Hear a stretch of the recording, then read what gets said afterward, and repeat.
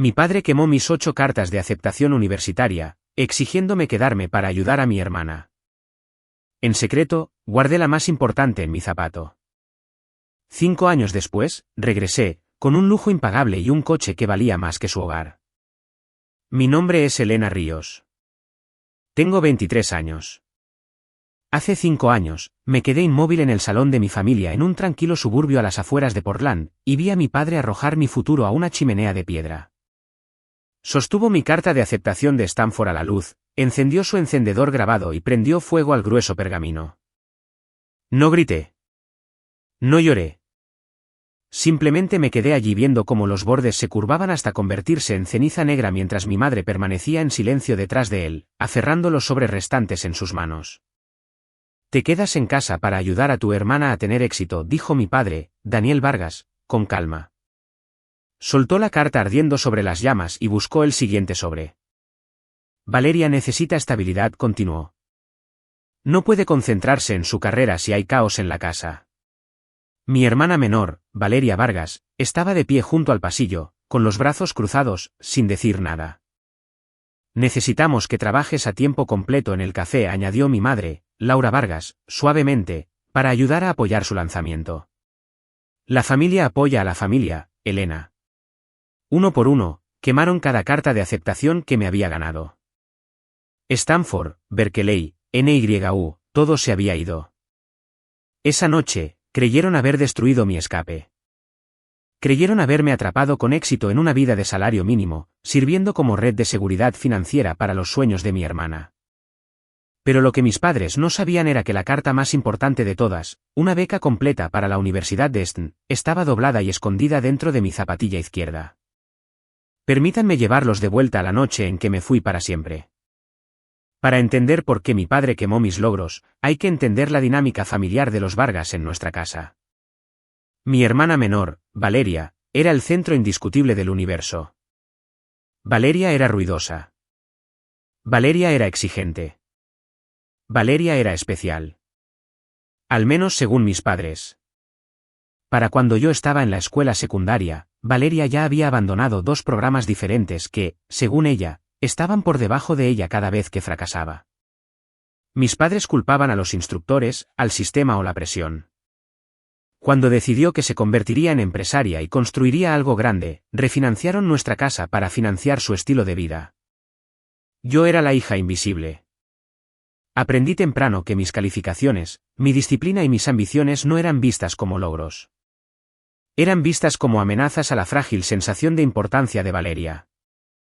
Cuando llevaba a casa mis boletines de calificaciones perfectos, mi madre, Laura, los deslizaba discretamente en un cajón antes de que Valeria pudiera verlos. Ella me sonreía de una manera que significaba, cállate. No lo hagas más difícil. Así que aprendí a desaparecer. Pasé 4 años estudiando en silencio. Llené solicitudes a altas horas de la noche en una vieja laptop que compré de segunda mano con mis propios ahorros. Pagué cada tarifa de solicitud yo misma usando las propinas de largos turnos de fin de semana en el café.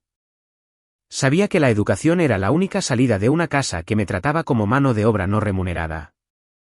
Cuando las cartas de aceptación finalmente comenzaron a llegar, gruesas y oficiales, cometí un error. Las dejé en el mostrador de la cocina por un momento. Me permití creer que tal vez esta vez estarían orgullosos de mí.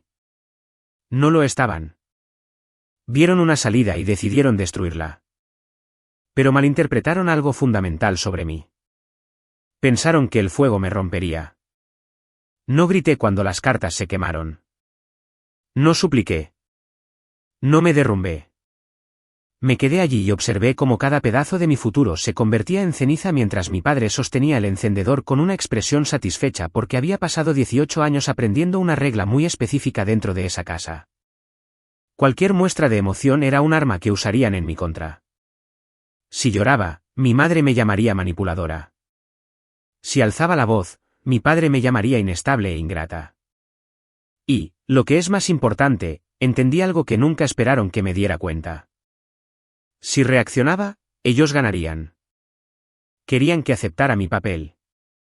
La callada, el plan de respaldo, la que se sacrifica para que Valeria pueda brillar. Así que no les di nada. Me quedé allí en el salón, respirando el olor agudo y amargo a papel quemado, y mantuve mi rostro completamente inexpresivo. Cuando el último sobre se derrumbó en ceniza pálida, mi padre se frotó las manos lentamente, como si acabara de terminar de arreglar un problema. Me dio un breve y aprobador asentimiento, como si acabara de corregir un error. Luego me dijo que fuera a dormir porque tenía un turno temprano en el café y Valeria necesitaba la casa en silencio para concentrarse en su estrategia de negocios. Dije buenas noches. Me di la vuelta, subí las escaleras alfombradas y cerré la puerta de mi dormitorio lo más suavemente posible. Luego me senté en el borde de mi estrecha cama y esperé. Esperé a que la televisión de abajo se apagara. Esperé a que los pesados pasos de mi padre se desvanecieran por el pasillo. Esperé el suave clic de la puerta del dormitorio de mis padres al cerrarse con llave. Miré el reloj digital a mi lado, viendo cómo los números rojos cambiaban lentamente en la oscuridad. 10:30, 11:15, 12, 1. No me moví.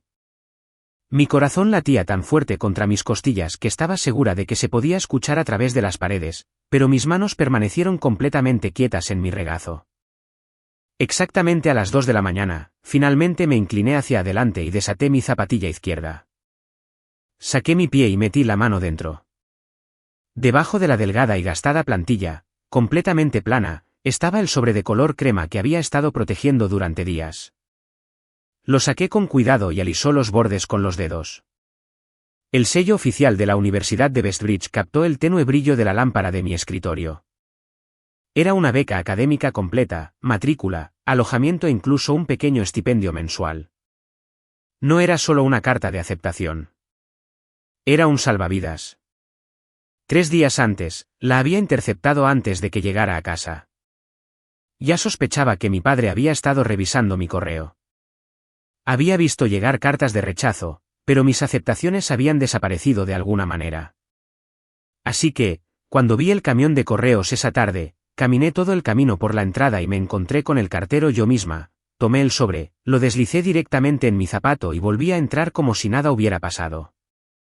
Ahora, sentada sola en la oscuridad, sosteniendo esa carta en mis manos, sentí algo frío y agudo moverse por mi pecho. No miedo, no tristeza, sino claridad. Esto era la prueba. Prueba de que valía más que la vida que ya habían planeado para mí. Valeria tenía 24 años, vivía en nuestro sótano, persiguiendo su tercera gran idea. Su primer proyecto se había derrumbado en meses. El segundo drenó miles de dólares y desapareció sin dejar rastro.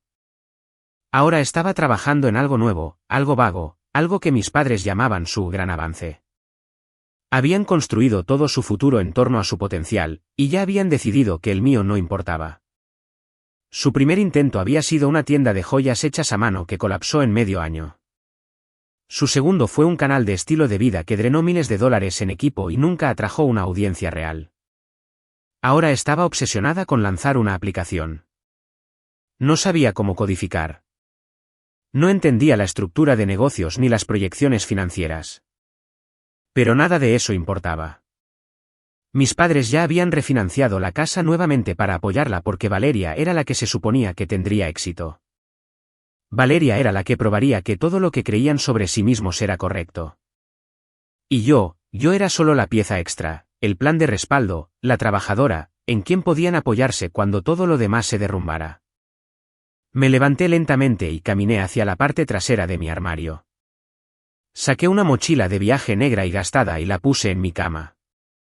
No empaqué nada sentimental. Ni fotos, ni recuerdos de la infancia, ni anuarios. Solo lo que necesitaba para sobrevivir. 3 pares de jeans, algunas camisetas, ropa interior, calcetines, mi vieja laptop. Luego caminé hacia mi cómoda y abrí el cajón de abajo. Metí la mano hasta el fondo y saqué un par de calcetines gruesos de invierno enrollados. Dentro había $400 en efectivo. Dinero que mis parientes me habían enviado por mi graduación. Mi madre me había dicho muy claramente que cualquier dinero que recibiera pertenecía al hogar, lo que realmente significaba que se destinaría a los gastos de Valeria. Así que mentí. Le dije que no había recibido nada. Ahora, metí el dinero en lo profundo del bolsillo de mis jeans y cerré la cremallera de la mochila. Me puse una chaqueta oscura, levanté la mochila sobre mi hombro y me detuve un momento. Miré alrededor de la habitación. Todo en ella se sentía distante, como si ya perteneciera a otra persona. Luego me di la vuelta y abrí la puerta. Bajé las escaleras lentamente, con cuidado en cada paso. La madera crujía débilmente bajo mis pies, pero los fuertes ronquidos de mi padre llenaban la casa y absorbían el sonido. Cuando llegué a la cocina, la única luz venía de la luna que se colaba por las persianas, proyectando largas sombras por el suelo. Metí la mano en el bolsillo, saqué las llaves de mi casa y las coloqué suavemente en la isla de la cocina justo al lado de la cafetera, exactamente donde mi padre las vería por la mañana cuando se levantara para hacerle el café a Valeria. El suave sonido metálico resonó más fuerte de lo que debería. Se sintió definitivo. Después de eso, no dudé. Salí por la puerta trasera y me adentré en el fresco aire nocturno de Oregón. La estación de autobuses estaba a 3 millas, pasando la pequeña franja comercial cerca de la carretera. No llamé para pedir un viaje. No quería ningún registro de a dónde iba. Y de todos modos no podía pagarlo. Así que empecé a caminar. Pasé casas tranquilas con céspedes perfectos y cortinas cerradas. Miré las ventanas oscuras y me pregunté cuántas de ellas escondían el mismo tipo de silencio. El peso de la mochila en mi hombro no importaba, no comparado con lo que dejaba atrás. Con cada paso, algo dentro de mí se sentía más ligero. Para cuando llegué a la terminal, eran casi las 4 de la mañana. El lugar era áspero y frío bajo luces fluorescentes parpadeantes. Olía a café viejo, combustible y agotamiento. Caminé hasta el mostrador. El empleado apenas me miró. Pedí un billete de ida a la ciudad de Nueva York. Tecleó por un momento, luego me dijo el precio, $95. Saqué el dinero de mi bolsillo y lo deslicé bajo el cristal. Me entregó un delgado billete de papel y señaló la puerta 6. Asentí una vez y me alejé sin decir nada. El viaje en autobús duró 15 largas y agotadoras horas. Me senté junto a la ventana, cerca de la parte trasera, viendo el paisaje desdibujarse a través del cristal sucio. Carreteras interminables, gasolineras, pequeños pueblos que parecían todos iguales. El motor rugía debajo de mí, vibrando a través del asiento y hasta mis huesos. La gente subía y bajaba en paradas aleatorias por estados que apenas registraba. Algunos pasajeros dormían con la cabeza apoyada en las ventanas. Algunos discutían en voz baja por teléfono. Algunos miraban fijamente al frente como si no tuvieran otro lugar donde estar. Me quedé despierta todo el tiempo. No lloré. Llorar es algo que haces cuando sabes que alguien te atrapará cuando caigas. Yo no tenía a nadie. Si me rompía, no habría nadie para recoger los pedazos. Así que obligué a mi mente a mantenerse aguda, concentrada, controlada. Repasé todo lo que sabía sobre Nueva York, las líneas de metro que había memorizado, las calles alrededor del campus, los lugares sobre los que había leído a altas horas de la noche en mi teléfono. Convertí cada gramo de ira en algo sólido, algo que pudiera llevar conmigo, algo que no se rompería. Pero nada podría haberme preparado para lo que realmente se sintió al bajar de ese autobús. En el momento en que las puertas se abrieron en la terminal de Manhattan, me golpeó todo a la vez. El ruido, el movimiento, la presión. Se sintió como caminar directamente hacia una tormenta hecha de gente. Miles de extraños moviéndose con un propósito, rápidos y concentrados. Bocinas de coches resonando afuera, edificios que se alzaban tan alto que bloqueaban el cielo y convertían las calles en estrechos corredores de hormigón. Me quedé allí un segundo, apretando fuertemente la correa de mi mochila de viaje. Luego metí la mano en mi chaqueta y saqué el sobre de nuevo. Necesitaba verlo para recordarme que esto no era un error. Tenía la aceptación. Tenía la beca. Pero cuando miré más de cerca los detalles, algo frío se instaló en mi pecho.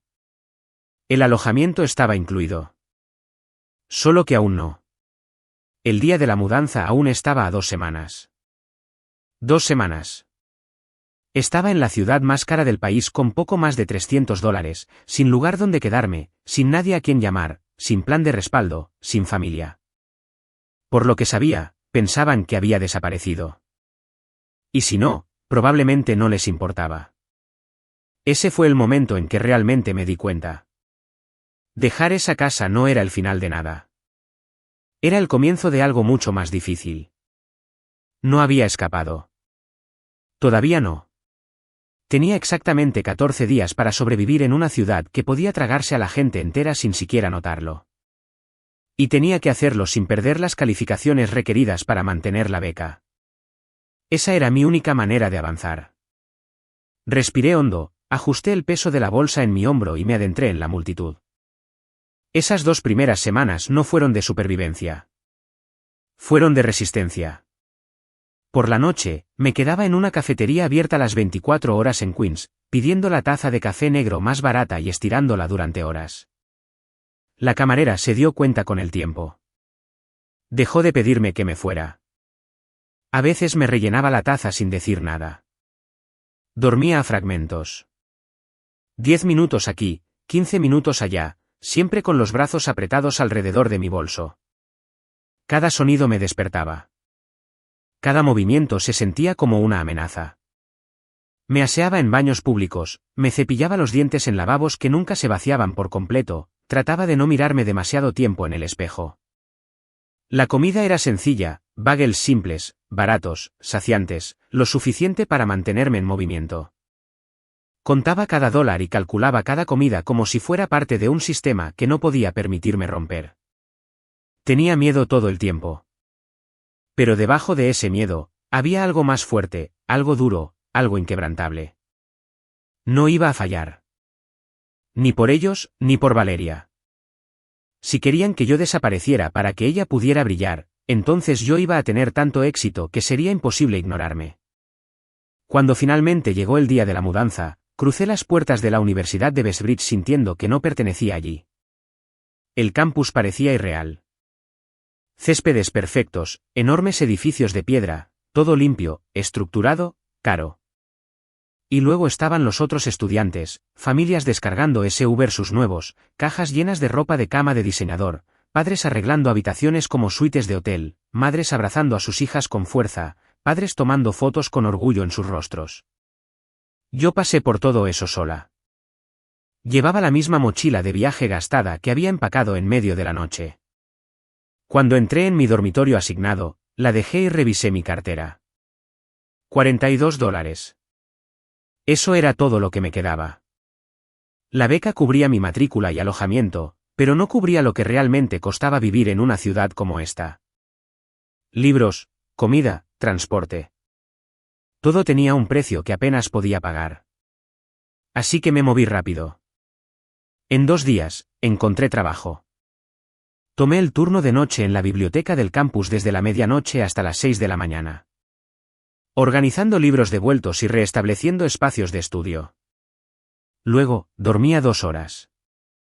Después de eso, caminaba 3 manzanas hasta una pequeña cafetería y trabajaba la hora punta de la mañana de 8 a 12, sirviendo bebidas a personas que nunca me miraron a los ojos. Luego iba a clase. Cada día, mi cuerpo se sentía al borde del colapso. Mis manos temblaban por el agotamiento y el exceso de cafeína. Hubo momentos en los que ni siquiera podía concentrarme en las palabras que tenía delante. Pero nunca me detuve. Por mucho que me doliera el cuerpo, el agotamiento nunca se comparó con el peso que había cargado durante 18 años dentro de esa casa. En mi dormitorio, estaba cansada de una manera que se sentía honesta. Era físico, manejable, y lo que es más importante, era libre. No había estallidos repentinos resonando por las paredes. No había pasos cuidadosos para evitar provocar la frustración de otra persona. No había una presión constante para hacerme más pequeña para que Valeria pudiera sentirse más grande. Pero la libertad no significaba distancia. Había cambiado mi número. Había cortado todas las líneas directas. Aún así, a veces, a altas horas de la noche, navegaba por las páginas públicas de familiares lejanos, lo suficiente para ver lo que estaba pasando sin ser vista. Valeria seguía viviendo en el sótano. Ya había abandonado su última idea. Ahora, estaba completamente enfocada en construir una aplicación que permitiera a los usuarios calificar alimentos orgánicos de alta gama para mascotas. No tenía sentido. No había demanda, ni estructura, ni un producto real. Pero mis padres lo trataban como si estuviera construyendo algo revolucionario. Una noche, a través de una publicación descuidada de una tía, me enteré de que mi padre había retirado una gran parte de sus ahorros de jubilación. Lo había gastado en una agencia de diseño boutique para crear la identidad de marca de Valeria. Me senté en la biblioteca a las 3 de la mañana mirando mi cuenta bancaria. $18. Eso era todo lo que me quedaba en ese momento. Y en algún lugar del país, mi padre acababa de entregar decenas de miles de dólares por un logo. No sentí ira. Sentí algo más frío, más claro. Ese fue el momento en que todo cambió. Me di cuenta de que sobrevivir no era suficiente. Obtener un título y encontrar un trabajo estable no me protegería. No crearía distancia. No construiría una barrera lo suficientemente fuerte como para mantenerlos fuera porque eventualmente caerían. Y cuando lo hicieran, me buscarían. Esperarían que interviniera, que lo arreglara, que me sacrificara de nuevo. Lo llamarían responsabilidad. Lo llamarían familia. Y si solo fuera estable, solo cómoda, tomarían todo lo que había construido y lo agotarían sin dudarlo. No podía simplemente escapar. Tenía que volverme inalcanzable, completamente intocable. Necesitaba un nivel de poder con el que no se pudiera negociar, un nivel de éxito que no se pudiera controlar ni acceder. Esa comprensión se quedó conmigo. Agudizó todo lo que hacía. El verdadero punto de inflexión llegó durante el semestre de primavera de mi segundo año. Estaba trabajando en un turno de mañana en la cafetería, moviéndome en piloto automático, limpiando la máquina de espresso o entre pedidos. El lugar siempre estaba lleno del mismo tipo de clientes, personas con trajes a medida, personas que hablaban en tonos tranquilos y seguros, personas que tomaban decisiones que afectaban más dinero del que yo había visto en mi vida. Esa mañana, 2 hombres estaban en el mostrador esperando sus bebidas. Y empecé a escuchar. 2 hombres con trajes de lana a medida estaban en el mostrador. Esperando sus bebidas. No intentaban ser silenciosos. Acabamos de perder 10 millones en esa startup de logística, dijo el mayor, presionando sus dedos contra la frente. La propuesta era perfecta. Sólida trayectoria, proyecciones limpias, pero la tasa de consumo era completamente incontrolable. Nuestros modelos no detectaron nada de eso. El hombre más joven removió su café lentamente. El problema no es el trato, dijo. Es el sistema. Todas las firmas en esta ciudad están usando las mismas herramientas de riesgo anticuadas. Analizan datos de mercado, tendencias, rendimiento pasado. Pero ninguna de ellas puede predecir cuando un fundador comienza a tomar decisiones emocionales, decisiones de desesperación. Tomó un sorbo, luego añadió, si alguien construyera un sistema que pudiera detectar esas señales de advertencia de comportamiento temprano, antes de que el dinero desaparezca, lo compraríamos instantáneamente a cualquier precio. Me detuve. La tela en mi mano permaneció presionada contra el mostrador, pero ya no estaba limpiando. Mi corazón latía tan fuerte que podía sentirlo en mi garganta porque entendía exactamente lo que estaban describiendo. No en teoría, en la realidad, durante el último año. Me había estado enseñando a codificar en las horas tranquilas entre turnos y clases. Al principio, no se trataba de construir nada. Se trataba de entender. Necesitaba darle sentido a algo que nunca antes había tenido sentido para mí. ¿Por qué mis padres seguían invirtiendo dinero en los fracasos de Valeria? ¿Por qué no podían ver lo que era tan obvio? Así que empecé a rastrear todo. Construí hojas de cálculo, muy detalladas. Mapeé cada uno de sus proyectos, la financiación inicial, los patrones de gasto, los gastos innecesarios que priorizaba sobre el desarrollo real, el punto exacto donde todo colapsó.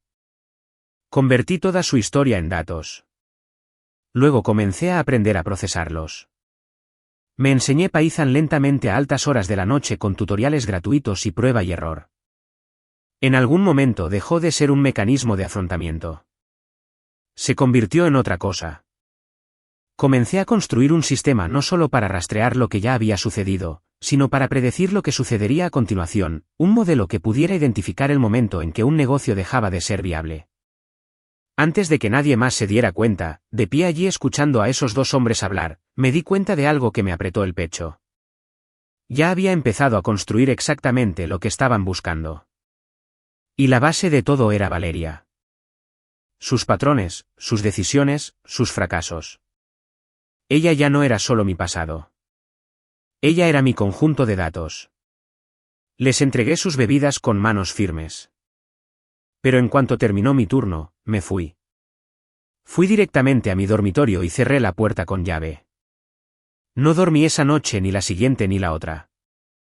Dejé de ir a cualquier clase que no fuera absolutamente requerida. Vivía de agua y de la comida barata que podía encontrar. Todo lo demás desapareció. Abrí mi laptop y comencé a reconstruir todo desde cero. Lo que había sido un simple sistema de seguimiento se convirtió en algo mucho más complejo. Reescribí la estructura, expandí las entradas, diseñé la lógica para procesar miles de comportamientos financieros a la vez. Cada transacción, cada decisión, cada patrón interreferenciado, probado, desglosado, reconstruido de nuevo. Fue agotador. Frustrante, lento, pero no me detuve porque esto ya no se trataba solo de probar algo. Esto se trataba de construir algo lo suficientemente poderoso como para asegurarme de que nadie pudiera volver a controlar mi futuro. Finalmente, el sistema funcionó. No perfectamente en la superficie. Era tosco, sin terminar, le faltaba cualquier tipo de interfaz limpia. Pero debajo de todo eso, la lógica central se mantuvo, era precisa. Lo probé con datos históricos de docenas de startups fallidas. Cada vez identificaba el colapso mucho antes de que realmente sucediera, meses antes, patrones que nadie más había visto. La precisión no era una suposición. Era medible. 94%. Me senté allí mirando los resultados en mi pantalla, apenas parpadeando. Esto ya no era solo un proyecto. Era poder. El tipo de poder que podía prevenir pérdidas financieras masivas. El tipo de herramienta que la gente de arriba pagaría cualquier cosa por tener. Pero no importaba lo bueno que fuera si se quedaba atrapado dentro de mi laptop. No tenía conexiones, ni red, ni inversores, nadie dispuesto a abrirme una puerta. Todavía era solo una estudiante que trabajaba en 2 empleos. Constantemente agotada, constantemente sin dinero. Necesitaba a alguien a quien no le importara nada de eso. Alguien que pudiera ver el valor sin necesidad de una presentación perfecta. Alguien lo suficientemente implacable como para reconocer lo que había construido y tomarlo en serio. Así que empecé a buscar. Pasé noches investigando firmas en todo Manhattan. No las seguras, no las inversores pulcras y conservadoras, sino las agresivas, las que construyeron su reputación asumiendo riesgos que otros no tocarían. Fue entonces cuando la encontré. Victoria Vance, socia gerente de Vance Capital. Su nombre aparecía por todas partes una vez que empecé a buscar. Revistas financieras, informes de la industria, artículos que la describían de la misma manera cada vez, brillante, calculadora, inaccesible. Se especializaba en adquisiciones de alta presión, decisiones de alto riesgo y alta recompensa, el tipo de inversor que no esperaba permiso. Ella era exactamente el tipo de persona que necesitaba. Y luego descubrí algo que me aceleró el pulso. Estaba programada para dar una conferencia invitada en la Universidad de Westbury la semana siguiente. No perdí el tiempo pensando en cómo contactarla de la manera normal. No tenía sentido. Alguien como ella no leería mi correo electrónico, no me devolvería la llamada, no le importaría un estudiante que buscaba atención. Si quería que viera esto, tenía que forzar el momento. Tenía que hacer que le fuera imposible ignorarme. Ese fue el momento en que todo cambió. Esto ya no era algo que estaba construyendo silenciosamente en segundo plano. Esto era un movimiento, un riesgo calculado, el siguiente paso adelante. La línea entre la supervivencia y el poder. El día de la conferencia, me senté en la última fila del auditorio, con mi laptop apoyada en mis rodillas. No hablé. No me moví. Solo observé. Cuando Victoria Vance subió al escenario, toda la sala cambió. No se apresuró. No dudó. Se adueñó del espacio en el momento en que entró en él. Su traje estaba perfectamente a medida, líneas limpias, detalles precisos. Todo en su presencia era controlado y su expresión completamente ilegible. Era la socia gerente de Vance Capital, una firma conocida por algunas de las adquisiciones tecnológicas más agresivas en el distrito financiero. Durante la siguiente hora, la observé desmantelar 3 modelos de negocio diferentes sin alzar la voz ni una sola vez. No lo necesitaba. Sus preguntas eran precisas, quirúrgicas. Cada una cortaba más profundamente que la anterior hasta que los estudiantes frente a ella se quedaron sin respuestas. Expuso cada debilidad en su lógica con un control sin esfuerzo. No era solo inteligencia, era dominio. Y mientras estaba sentada allí observando, entendí algo claramente. Ella era exactamente el tipo de persona que necesitaba. Cuando terminó la conferencia, la sala se llenó. Decenas de estudiantes corrieron al escenario, con currículums, tratando de llamar su atención. No me moví. Ya sabía cómo terminaría eso. La gente como ella no recompensaba la desesperación. La ignoraba. Así que me levanté en silencio, salí por la parte trasera del auditorio y me moví rápidamente por el pasillo. Me dirigí directamente a los ascensores privados reservados para invitados VIP. Por todo lo que había leído, ella valoraba una cosa por encima de todo, la eficiencia. No perdería el tiempo en un vestíbulo abarrotado. Llegué al ascensor y esperé. Mi pulso era constante, pero rápido. Si me equivocaba, podría perderlo todo. Mi beca, mi lugar aquí. Pero jugar seguro nunca me había funcionado antes. No iba a empezar ahora. Un minuto después, apareció al final del pasillo, caminando con su asistente a su lado. Ni siquiera me miró mientras entraba en el ascensor. Su asistente se movió para bloquear la puerta, pero yo ya estaba en movimiento. Pasé junto a él y me deslicé dentro justo cuando las puertas se cerraban. Él extendió la mano hacia el panel de control, pero ella levantó ligeramente la mano, deteniéndolo. Luego me miró. Sus ojos eran fríos, concentrados, evaluadores, no sorprendidos, no molestos, solo calculadores. Tienes hasta que este ascensor llegue al vestíbulo, dijo con calma. Explícate. No dudé. Usted acaba de decir en esa sala que su firma perdió millones porque sus modelos no pudieron predecir la inestabilidad emocional de un fundador, dije. Yo construí algo que sí puede. Ella no interrumpió. Rastrea patrones de comportamiento detrás de las decisiones financieras, continué. Picos de gasto, cambios impulsivos, patrones de compensación inestables. Los compara con líneas de tiempo de fracasos reales. Sostuve su mirada. Identifica el colapso antes de que suceda.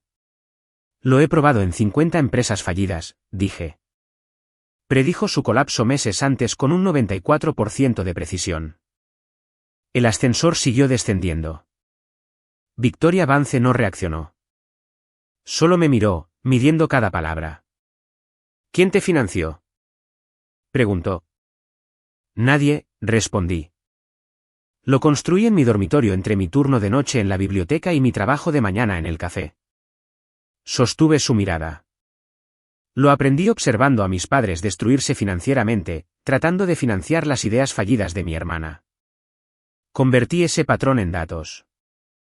El ascensor llegó a la planta baja. Las puertas se abrieron. Ella no se movió. En cambio, le dijo a su asistente que cancelara su próxima reunión. Luego volvió a mirarme. Muéstrame. Nos sentamos en un rincón tranquilo de una cafetería del campus. Abrí mi laptop y le mostré todo. Las entradas de datos, las señales de comportamiento, la estructura de predicción. Ella hizo preguntas sin parar, agudas, complejas, implacables. Yo las respondí todas. 40 minutos después, cerró la laptop. La interfaz es terrible, dijo. El sistema está desprotegido, pero las matemáticas. Hizo una pausa. Son peligrosas. Luego se echó un poco hacia atrás. Empiezas mañana. Pasantía remunerada. Trabajas bajo mi equipo de datos. Su tono no cambió. Si fallas, estás fuera. Si no, discutimos la propiedad. Así comenzó. Durante los siguientes 2 años, viví en un agotamiento constante. Trabajaba en Vance Capital más de 60 horas a la semana mientras mantenía mi beca. Apenas dormía. Dejé de tener cualquier tipo de vida fuera del trabajo. Todo se centró en una cosa, construir algo intocable. Victoria era implacable. Si cometía un error, lo destrozaba sin dudar, luego me hacía reconstruirlo. Pero a diferencia de mis padres, ella me presionaba porque esperaba más de mí. Por primera vez, alguien vio potencial en lugar de debilidad. Para cuando cumplí 22 años, el sistema estaba completo. Lo probamos en condiciones reales junto con los modelos existentes de la firma. Señaló múltiples inversiones fallidas temprano, ahorrando decenas de millones en pérdidas. Fue entonces cuando todo cambió de nuevo. Estaba sentada en su oficina con vistas a la ciudad cuando ella puso un contrato frente a mí, una hoja de términos, $2 millones en financiación. Yo mantendría la propiedad mayoritaria.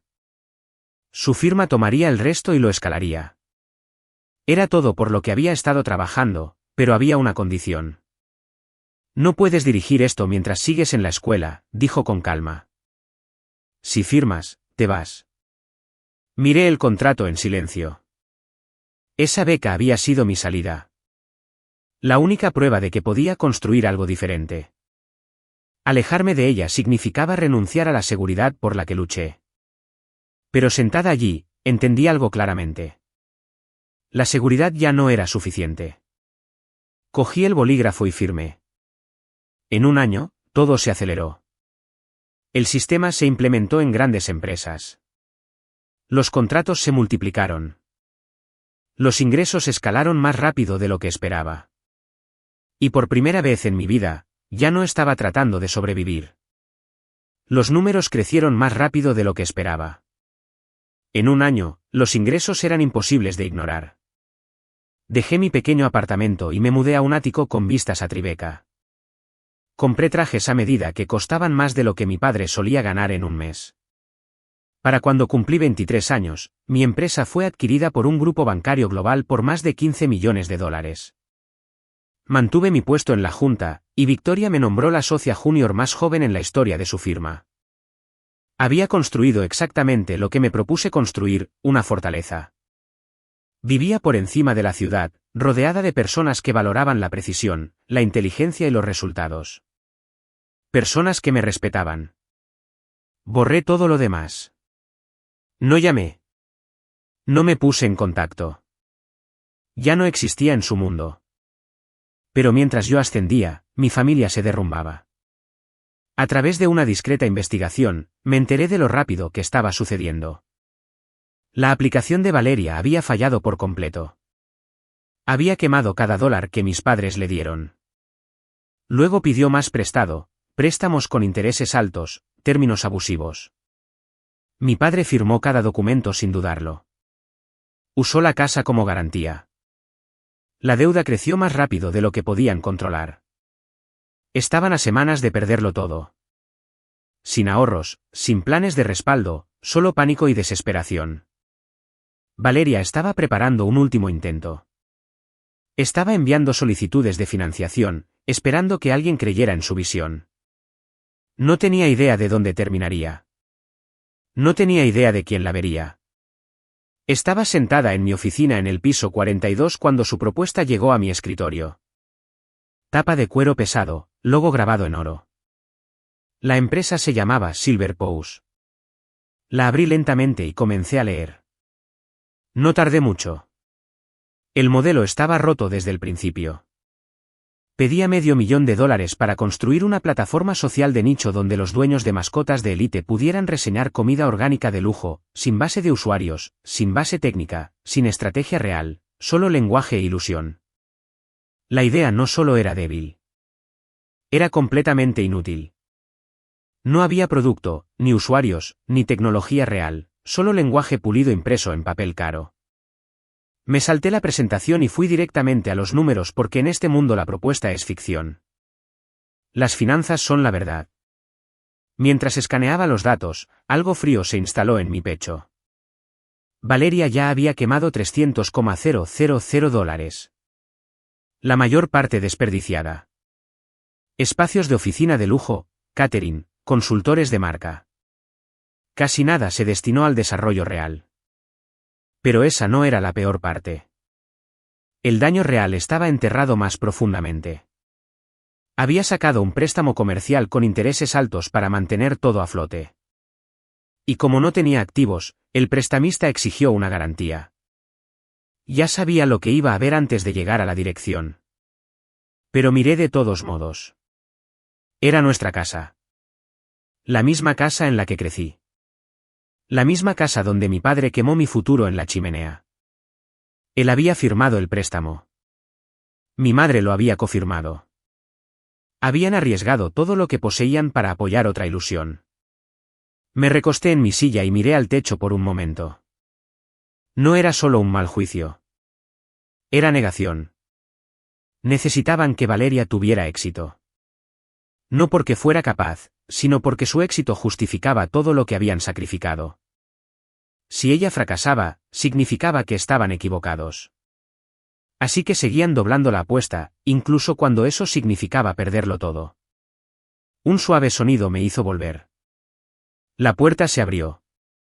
Victoria entró sin llamar. Una copia de la propuesta ya en su mano. La dejó caer en mi escritorio. He visto malos negocios, dijo con calma. Este es impresionante. No levanté la vista. No necesitas mi sistema para esto, dije. Ya se acabó. Ella me estudió por un segundo. Explícame.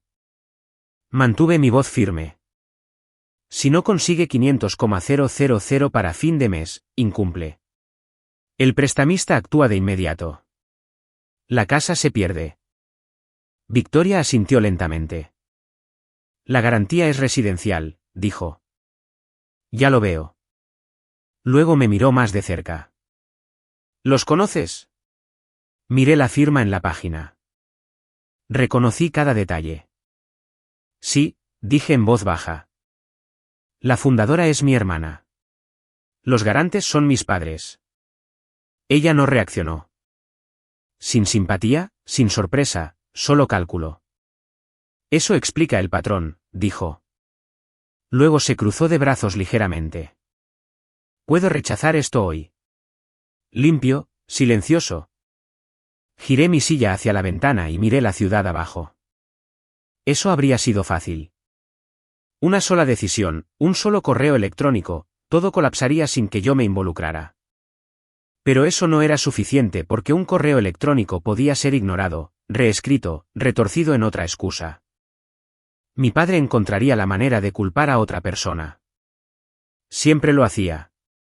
Nunca asumiría la responsabilidad por lo que había hecho. Pensé en esa noche, el fuego, el olor a papel quemado llenando la habitación, la forma en que me miró como si destruir mi futuro fuera algo justificado. Me había dicho que se suponía que debía sacrificarlo todo para que Valeria pudiera tener éxito. Y por primera vez, entendí algo claramente. Dejar que esto terminara en silencio no era suficiente. Necesitaba que él lo viera, que lo sintiera, que entendiera exactamente quién estaba frente a él cuando todo colapsara. No, dije, volviéndome hacia Victoria. No envíes el rechazo. Ella no interrumpió. Hazlos avanzar, continué. Invítalos a presentarse en persona aquí. Ella me estudió cuidadosamente. ¿Quieres que vengan a este edificio?, preguntó. ¿Quieres sentarte frente a ellos mientras presentan esto? No se presentarán ante la junta completa, dije. Diles que han sido seleccionados para una revisión privada con un socio silencioso. Ya podía verlo desarrollarse. Pensarán que tuvieron suerte, dije. Creerán que alguien poderoso está listo para financiarlos. Vendrán aquí esperando un trato. La expresión de Victoria cambió ligeramente, una sonrisa tenue, fría y aguda. Estás tendiendo una trampa, dijo. Sí. La reunión se fijó para el martes siguiente. Pasé los siguientes días preparándome, no solo revisando la propuesta, sino desglosándola. Cada número, cada transacción, cada detalle oculto. Pasé todo por mi sistema. Los resultados fueron exactamente lo que esperaba. Y peor, el algoritmo marcó patrones de inmediato. Gastos de lujo disfrazados de gastos comerciales, un arrendamiento de coche enterrado bajo costos de marketing. Toda la estructura no solo era débil. Era insostenible. El sistema lo marcó todo. Cenas de lujo disfrazadas de reuniones con clientes, gastos sin propósito, sin retorno, sin lógica. Lo mapeé todo. Cada inconsistencia, cada patrón oculto. Luego imprimí los datos y los organicé en carpetas negras limpias. Esto no era solo un rechazo. Iba a ser un colapso total. La mañana de la reunión, me desperté antes del amanecer. Me puse frente al espejo de mi ático y estudié mi reflejo. No vi a la chica que llegó a esta ciudad sin nada. Vi control. Elegí un traje blanco a medida, líneas limpias, sin suavidad. Era el tipo de presencia que no pedía atención. ¿La tomaba? Lo combiné con una blusa de seda y el reloj que Victoria me había regalado. Todo fue deliberado. No me estaba preparando para una reunión. Me estaba preparando para un final. Llegué temprano al edificio y entré sola a la sala de juntas. El espacio estaba diseñado para intimidar. Mesa larga, sillas de cuero oscuro, paredes de cristal con vistas a la ciudad muy abajo. Tomé asiento en la cabecera y ajusté mi posición para que la luz de atrás oscureciera mi rostro cuando entraran. La carpeta descansaba frente a mí, centrada, esperando. Exactamente a las 10, el intercomunicador hizo clic. Señorita Ríos, el equipo de Silver Pose ha llegado. Hágalos pasar, dije. Mi voz no cambió. Junté las manos y esperé. Pasos se acercaron por el pasillo. Luego escuché su voz, fuerte, segura, exactamente la misma. No tenía ni idea. Las puertas se abrieron lentamente y yo me quedé exactamente donde estaba, lista. Era una técnica que había aprendido observando a Victoria desmantelar ejecutivos sin alzar la voz. Controla la luz. Controla la habitación. Controla el silencio.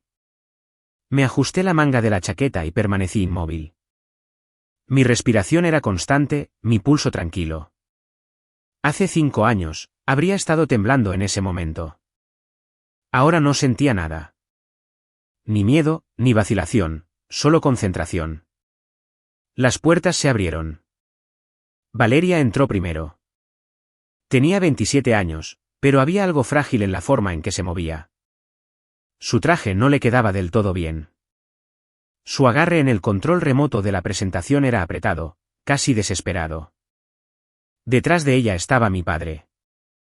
Daniel Vargas entró en la sala con la misma confianza que recordaba. Mentón levantado, hombros cuadrados, actuando como si perteneciera allí. Sus ojos se movieron por la sala, absorbiendo las paredes de cristal, el horizonte, la riqueza. Aún no me estaba mirando. Estaba imaginando el trato. Adelante, dijo la recepcionista, haciendo un gesto antes de cerrar las puertas detrás de ellos. El sonido del cerrojo al encajar resonó en la sala. Mi padre se volvió hacia la mesa. Sonrió ampliamente y de forma practicada y caminó hacia adelante como si ya hubiera ganado. Gracias por recibirnos, dijo, su voz resonando fácilmente. Estamos emocionados de presentar algo verdaderamente único hoy. Extendió su mano hacia mí, esperando, expectante. Luego la luz cambió y mi rostro apareció a la vista. Se detuvo por completo. Su mano se congeló en el aire. La sonrisa desapareció instantáneamente. Sus ojos se abrieron, tratando de procesar lo que estaba viendo. Por un segundo, no pudo hablar. Parpadeó de nuevo, más rápido esta vez, como si su mente intentara rechazar lo que estaba viendo. Su boca se movió, pero no salieron palabras. Valeria dio un paso adelante sin levantar la vista y chocó directamente con él. Se recompuso, molesta, luego finalmente miró a lo largo de la mesa. Al principio, no me reconoció. No me parecía alguien que ella recordara. El traje, la postura, la quietud. Luego nuestras miradas se encontraron. Todo cambió. Elena, dijo en voz baja, con la voz quebrada. Miró alrededor de la sala, buscando una explicación que no tenía sentido. ¿Qué haces aquí?, preguntó. ¿Estás trabajando aquí? Tienes que ir a buscar al socio. Ya estamos atrasados. No me moví. No extendí la mano para saludarle. Me incliné ligeramente hacia adelante, apoyando los brazos sobre la mesa, y los miré sin expresión. No soy una asistente, dije con calma. La sala quedó en completo silencio. Soy la socia que revisa este trato, continué. Y sus finanzas son un desastre. Mantuve su mirada. Siéntense. Mi padre hizo un sonido extraño y roto y se dejó caer en la silla más cercana. Valeria permaneció de pie un segundo más, apretando el control en su mano. Siéntate, repetí. Esta vez ella obedeció. Abrí la carpeta frente a mí. No les pedí su presentación. No les di tiempo para hablar. Empecé a leer. Están solicitando $500,000 para una plataforma de nicho sin usuarios, sin producto y sin base técnica, dije, mis ojos recorriendo la página antes de volver a mirarlos. Tienen un vehículo arrendado listado como marketing, membresías de clubes privados etiquetadas como alcance, y un préstamo de alto riesgo con una fecha límite de impago al final de esta semana. Pasé la página lentamente. Ya han quemado $300,000 sin construir nada funcional. Golpeé los números ligeramente con mi bolígrafo. Pagaron $40,000 por branding, 0 por desarrollo real. Los miré directamente. Esto no es una startup. Mi voz no se alzó. Es un colapso financiero disfrazado de negocio. Mi padre finalmente habló. La misma voz, el mismo tono que usó años atrás. Aguda, controladora, desesperada por recuperar el control. Escúchame, Elena, dijo mi padre, inclinándose hacia adelante, sus dedos temblaban mientras me señalaba. No sé qué tipo de juego es este o cómo terminaste en esa silla, pero le mostrarás algo de respeto a tu hermana. Vinimos aquí por financiación. Le debes a esta familia. Su voz se hizo más fuerte. Siempre has estado celosa de Valeria. Ahora vas a aprobar este trato o hablaré con tus superiores y haré que te despidan. Miré su mano. No sentí nada. Ni miedo, ni presión, solo una claridad tranquila y distante. Levanté ligeramente la mano y él dejó de hablar. Esta no es tu casa, dije. Aquí no controlas nada. Mi voz se mantuvo firme. Estás pidiendo dinero que no puedes pagar en un edificio al que no perteneces, a personas que ya saben que has fracasado. Cerré la carpeta frente a mí. El sonido se escuchó en la sala. Firmaste un préstamo usando tu casa como garantía, continué. Cuando incumpla esta semana, el prestamista se lleva todo, sostuve su mirada. La casa, tus ahorros, todo lo que construiste. La confianza se desvaneció de su rostro. Por primera vez, pareció incierto, luego asustado. Miró hacia abajo, luego de nuevo a mí, su voz cambió por completo. Elena, por favor, dijo, más suave ahora. No puedes permitir que esto pase. Somos tu familia. Te criamos. Solo ayúdala esta vez. Está cerca. Solo necesita más tiempo. A su lado, Valeria ya se estaba derrumbando, lágrimas corriendo, hombros temblando. Me levanté lentamente. No les debo nada, dije. Hace 5 años. Borraste mi futuro para que ella pudiera tener uno. Me encontré con sus ojos una última vez.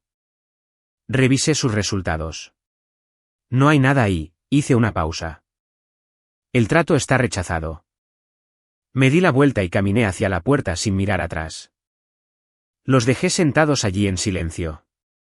Pero dejar que el banco se llevara todo sin una cara detrás de ello. Eso todavía se sentía demasiado fácil. Si crees que tuve razón al rechazar su financiación y dejar que enfrentaran las consecuencias de sus propias elecciones, si crees que hice lo correcto al negarme a salvar a la familia que una vez destruyó mi futuro, entonces déjame un 1 en los comentarios y dime que habrías hecho lo mismo. Él encontraría la manera de culpar a cualquier cosa excepto a sí mismo, al sistema, al mercado, a cualquiera menos a la verdad. Y yo no iba a permitir que eso sucediera. Entré en mi oficina, cogí el teléfono y llamé directamente al gerente senior de patrimonio. Mis instrucciones eran simples. Contactar al prestamista que tenía la deuda de la casa de mis padres. Adquirirla inmediatamente. Usar una sociedad holding. Sin nombres adjuntos. Sin rastro que me llevara a mí. No iba a dejar que un banco se llevara su casa. Lo iba a hacer yo misma. 2 días después, empaqué una pequeña maleta y reservé un vuelo en primera clase a Chicago. Regresaba, no para visitar, sino para terminarlo. Los observé salir del edificio ese mismo día. No discutieron, no alzaron la voz. Parecían vacíos, como si algo dentro de ellos ya hubiera comenzado a colapsar. La confianza había desaparecido, reemplazada por algo más silencioso, el miedo.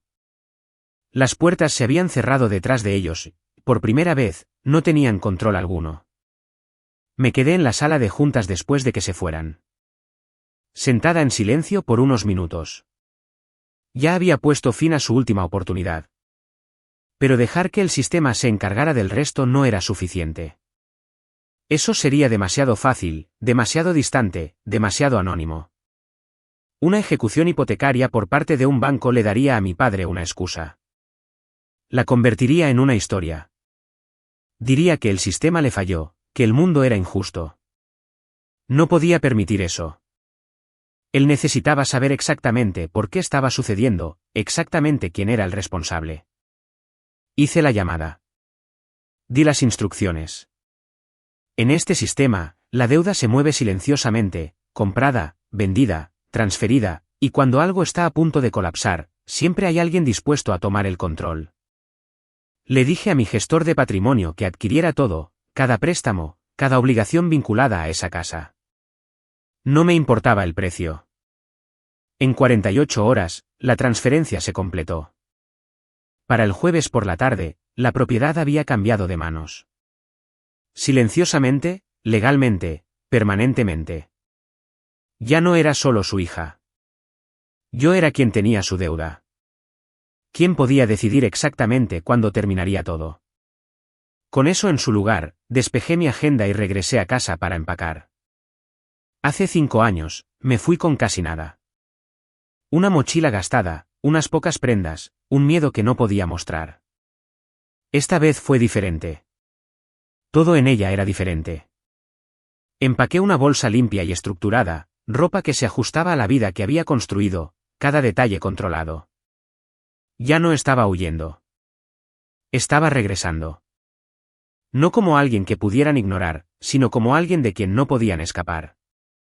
Antes de irme, pensé en mi madre porque mi padre siempre había sido obvio, ruidoso, directo, pero ella había sido más callada, más cuidadosa. Nunca iniciaba nada. Simplemente lo permitía, lo fomentaba sin decir mucho. Todo por las apariencias, por el estatus, por la imagen de una familia perfecta. A ella le importaba cómo se veían las cosas, la casa, el vecindario, la vida que mostraban a los demás. Y esa casa lo significaba todo para ella. No era solo un lugar para vivir. Era prueba de éxito, de control, de la versión de sí misma que quería que el mundo creyera. Y pronto, se la iba a quitar. Quitarle esa casa a ella rompería completamente la ilusión. Aterricé en O'Hare temprano el viernes por la mañana. Sin viaje compartido, sin esperas. Caminé directamente al mostrador de alquiler de lujo y entregué mi tarjeta. Quiero algo que llame la atención, dije. 10 minutos después, me entregaron las llaves. Un Porsche Panamera gris, bajo, afilado, construido para ser notado. El tipo de coche del que mi padre solía hablar pero que nunca pudo permitirse. Salí a la autopista y conduje hacia los suburbios. Todo me resultaba familiar. La cafetería donde trabajaba turnos interminables. La biblioteca donde estudiaba solo para escapar. Lugares que antes se sentían pesados. Ahora se sentían distantes, como si pertenecieran a otra persona. Para cuando giré en mi antigua calle, no sentía nada, solo concentración. El vecindario no había cambiado. Céspedes limpios, Casas grandes, superficies perfectas, excepto una. Su casa. Destacaba de inmediato. Pintura descascarada, césped irregular, todo desgastado. El costo del fracaso era visible ahora. Entré directamente en el camino de entrada y dejé el motor en ralentí por un momento. Solo el sonido fue suficiente para anunciar mi presencia. Mi madre estaba afuera, cerca del porche, sosteniendo una manguera holgadamente en su mano. Parecía más pequeña de lo que recordaba, cansada. Cuando escuchó el motor, se congeló, sus ojos fijos en el coche como si ya supiera lo que significaba. No esperanza, no ayuda, algo más. Apagué el motor y salí. La puerta se cerró detrás de mí con un sonido sólido y definitivo. El aire se sentía quieto. Me quedé allí un segundo, luego empecé a caminar hacia adelante. Cada paso deliberado, cada movimiento controlado. Ya no era la persona que se fue de este lugar, y ella podía verlo.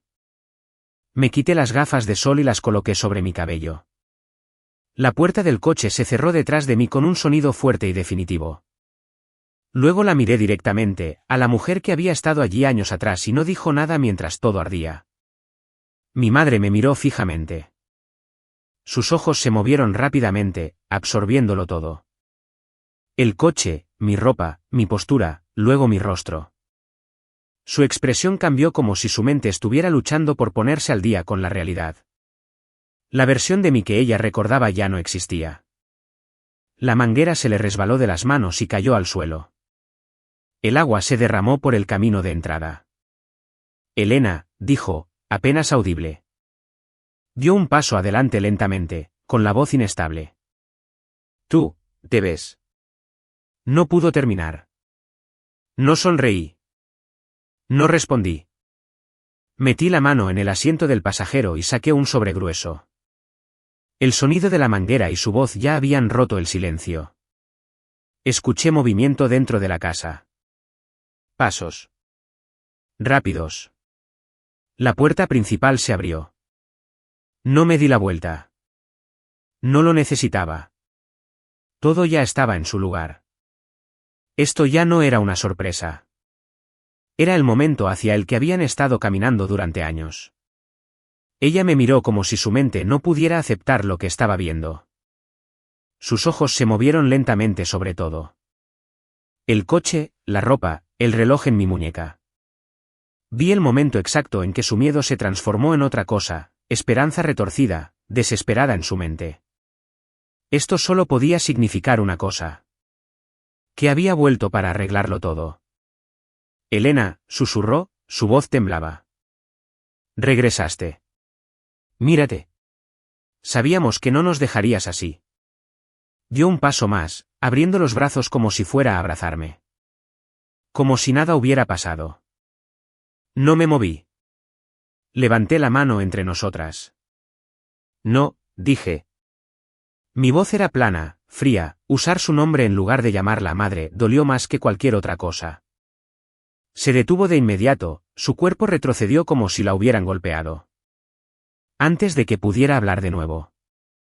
La puerta principal se abrió de golpe, mi padre salió primero, seguido por Valeria.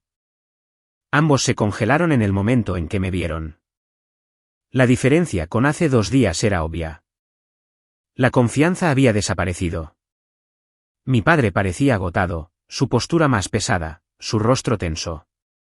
Valeria se quedó ligeramente detrás de él, observándome con cuidado como si no estuviera segura de lo que pasaría a continuación. Sus ojos se movieron del coche a mí, luego se detuvieron.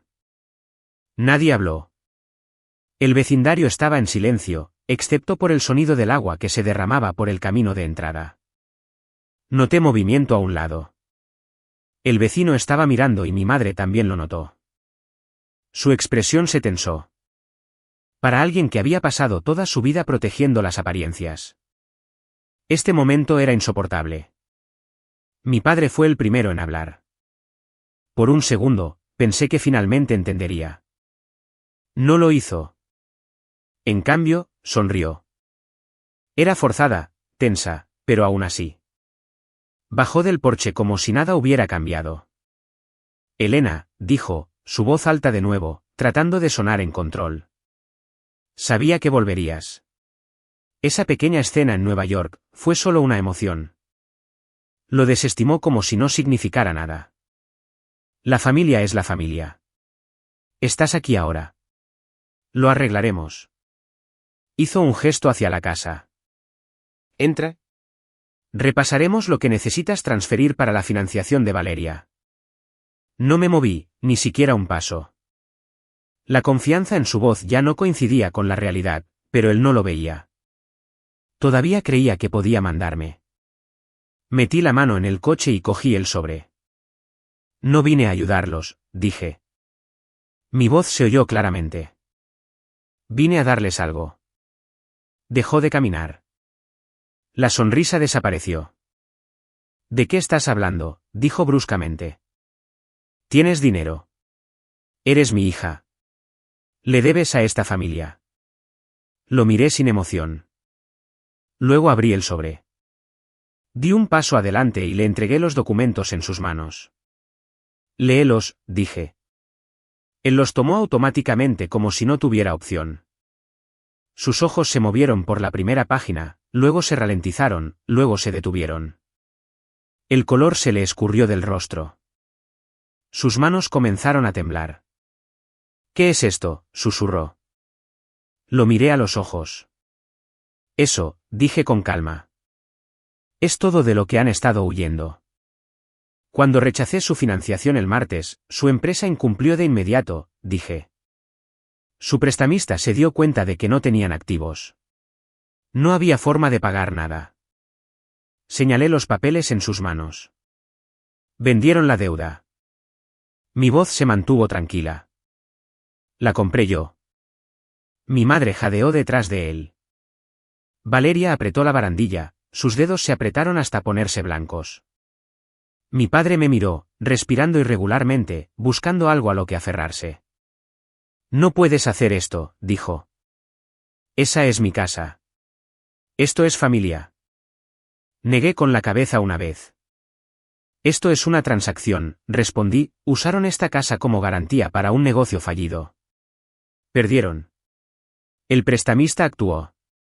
Yo tomé su lugar. Di un paso adelante. Él me miró. Completamente perdido ahora. No hay salida de esto, continué. Sin lagunas, sin negociaciones. Pasé junto a él y subí al porche. Mis ojos fueron directamente a la ventana. La misma habitación, el mismo lugar. Todo cambió hace 5 años, dije en voz baja. Ustedes se quedaron ahí y quemaron todo por lo que trabajé. Me volví para mirarlos. Me dijeron que mi futuro no importaba, miré a Valeria, porque el suyo sí. Luego volví a mirarlo. Evalué sus resultados, mi voz no cambió. No hay nada ahí. Sostuve el documento ligeramente. A partir de esta mañana, soy dueña de esta propiedad. El silencio que siguió fue absoluto. Sin argumentos, sin excusas, solo la realidad. Pero los hechos eran solo el principio.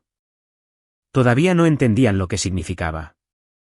Mi madre se derrumbó en el suelo mojado, llorando incontrolablemente. El agua empapaba su ropa, pero no reaccionó. Extendió la mano hacia mí. Yo di un paso atrás. Por favor, dijo. Yo no lo sabía. No lo entendía. La miré. Si lo sabías, dije en voz baja. Le entregaste las cartas. Su rostro se descompuso aún más. Me dijiste que era egoísta por querer un futuro. No levanté la voz. El silencio no te hace inocente. Mi padre seguía sosteniendo los documentos, su mente acelerada. Puedo arreglar esto, dijo rápidamente. Trabajaré. Te pagaré. Lo que sea necesario. Negué con la cabeza. La deuda supera el 1.000.000, dije. Aunque trabajaras sin parar, no podrías cubrir los intereses. Su expresión se desmoronó por completo. Luego Valeria dio un paso adelante. Esto es una locura, dijo. Estás destruyendo todo por nada. Intentó sonar segura, pero no lo logró. Mi empresa está cerca, añadió. Una actualización más y funcionará. La miré con calma. No sabes cómo construir nada, dije. Su rostro se congeló. He visto tus registros, el gasto, la deuda, las mentiras. Mantuve su mirada. No estás construyendo una empresa. Mi voz se mantuvo firme. Estás huyendo del fracaso. Ella no respondió. No quedaba nada que decir. Metí la mano en el coche y saqué un solo documento. Luego subí los escalones y se lo entregué. 30 días, dije. Ella miró el aviso, sus manos temblaban. Empacas lo que puedas. Te vas. Hice una pausa. Si sigues aquí después de eso. No terminé la frase. No lo necesitaba. Mi madre soltó un sonido roto entre un llanto y un jadeo. Su maquillaje corría, su voz temblaba mientras me miraba. ¿Qué vas a hacer con la casa?, preguntó. Por favor, solo manténla en la familia.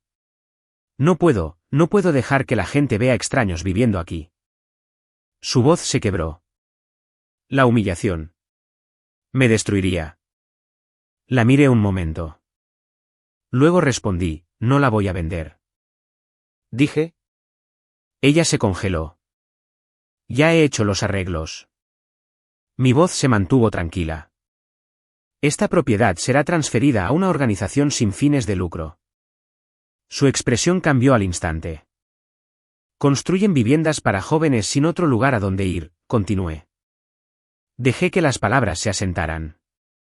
Voy a demoler la casa. Todo se detuvo.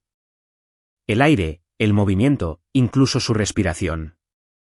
Este lugar será reemplazado, dije, con algo que realmente ayude a la gente. El color se le escurrió del rostro.